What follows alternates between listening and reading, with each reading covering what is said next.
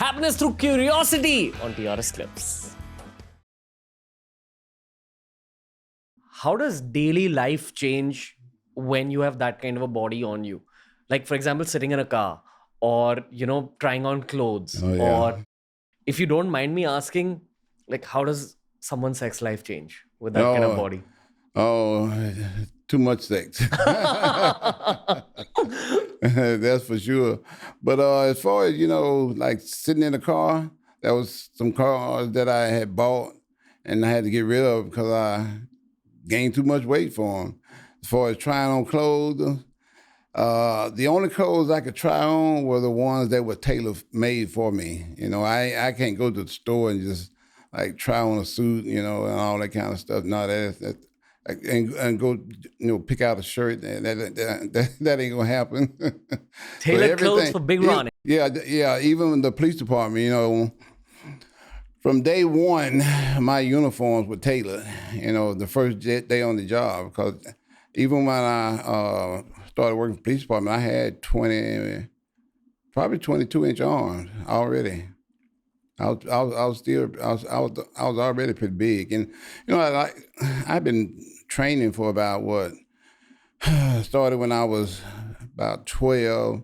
Wow. So these 15 years or so, and when I say 15, I'm talking about 15 straight hard years, because like I say, I was on the powerlifting team most of that time, and I was very athletic, playing football and stuff most of that time. So I was always working out, What was your position in football?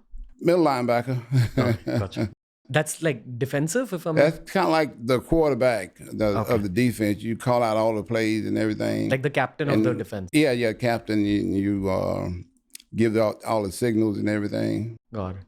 Okay, coming back to your clothes. Yeah. Everything, everything was tailor made from like I said. Even my first day on the job at the police department, they had me go to the city tailor to have my uniform fitted. Damn. Vests, everything, I wouldn't want to be a criminal in your city with Ronnie Coleman as a cop.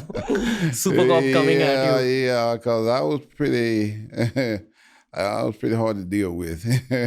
Did you see some twisted shit when you were a cop? Oh, yeah. You see crazy stuff, there's a lot of murders and, happening out there, and a lot of bad stuff, a lot of suicides and all this, gangs, fighting, domestic violence. You see it all. Did you ever see anything that messed with your mind a lot? No. Some of the stuff, I saw, I can still remember, but, nothing that just, Was there character building in that phase?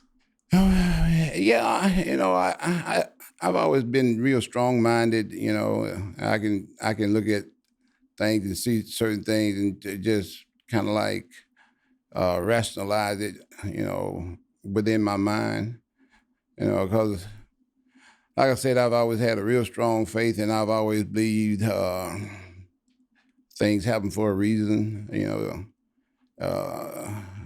Certain things are going to happen. Also, you can't prevent a lot of violence, and it's here to stay, forever. It ain't never ever going anywhere. Maybe that's where your humility comes from. Yep, exactly. I can guarantee that's where it comes from. Yeah. You're honestly one of the biggest legends I've had on the show, but you're also one of the most humble people I've had on the show. Let me just tell you that. Yeah. And we've done like almost 600 people on the show. Yeah. Something very different about you.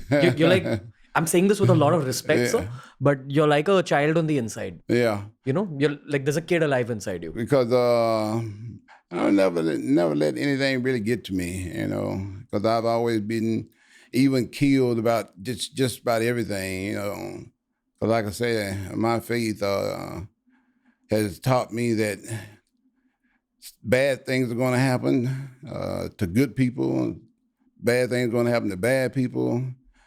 It's just evident. It's just cycle of living, pretty much, and ain't nothing I can do to stop it. It's just just part of life for the most part. Did you ever have a phase where you were becoming arrogant with that kind No, of no, body? no, no. Because like I said, I've always been humble. I've always been even kid. I've always knew certain things were going to happen, and wasn't nothing I could do to change it. Yeah. I've never had a closed mind. My mind has always been open to everything. I remember when I walked up on, a double murder that I worked, I'm like, oh, okay, here we go again. Another one gone, another two people gone actually. But, it's just the circle of life, like I was saying. It's just going to happen. Bad stuff is going to happen to good people. Matter of fact, these were two good people that had let a homeless guy move in with them, and he decided he was going to rob him and take the money from him, and they weren't going to give it to him, so he shot him and killed him. Damn. And they were good people, just trying to help a guy out. He shot him and just walked away like nothing happened. Picked him up walking down the street, like, oh. It's a crazy world we live in. Stuff like that happened, and ain't nothing nobody could have did to prevent it. Man, you've seen life. Enjoy this video, subscribe to TRS Clips for more.